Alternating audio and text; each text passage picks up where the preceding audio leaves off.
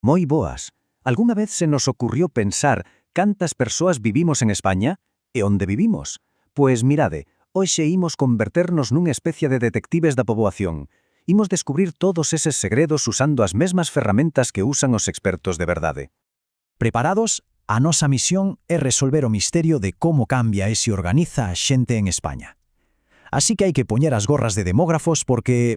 ¡arrancamos! Ben, para empezar, imos co máis básico de todo. Para saber se nun sitio somos máis ou menos persoas, que é o primeiro que hai que mirar? Pois claro, cantos bebés nacen e cantas persoas, lamentablemente, falecen. Os expertos chamanlle a isto crecimiento natural, e a conta, de verdade, é super fácil. Collemos todos os nacemientos que hubo nun año e restámoslle todas as mortes. O número que queda, pois ese é o resultado, non ten máis truco. E aquí ven un dato moi curioso. Atentos ao que pasou en 2020.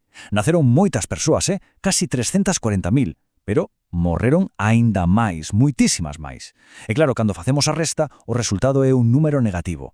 E que significa iso? Pois que se só contamos isto, estaríamos perdendo poboación. Pero a ver, se o resultado é negativo, significa que cada vez somos menos xente en España? Ollo, que a respuesta igual nos sorprende. Alto aí! Non hai que gardar aínda as lupas de detective. Porque a historia non remata coas nacementos e as mortes, no. Fáltanos unha peza moi importante no noso crebacabezas. A xente que se move. E para esta nova pista usamos outra ferramenta, o crecimento real. Pensemos que España é como unha festa. A xente que entra na festa, os emigrantes, sumámola. E a xente que marcha da festa, os emigrantes, pois restámola. Doado, verdade?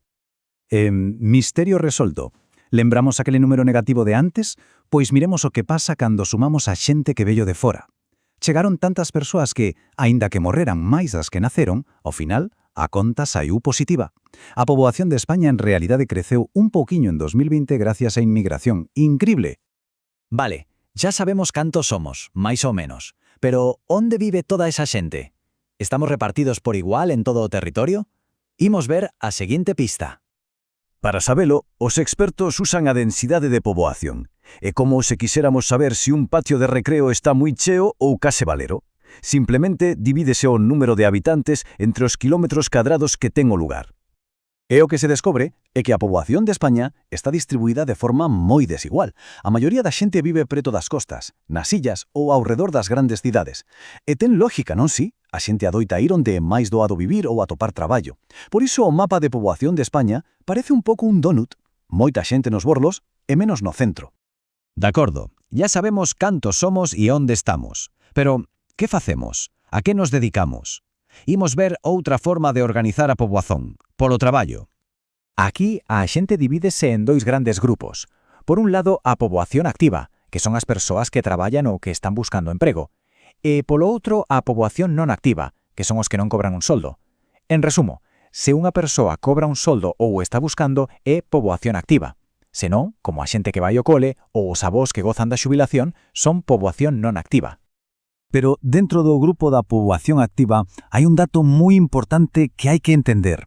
No ano 2020 había 3.700.000 persoas que querían traballar pero non atopaban emprego. Iso é moitísima gente e era un dos maiores problemas de España e de toda Europa. E xa para rematar, é clave entender unha cousa. A poboación non é unha foto fixa, ni moito menos.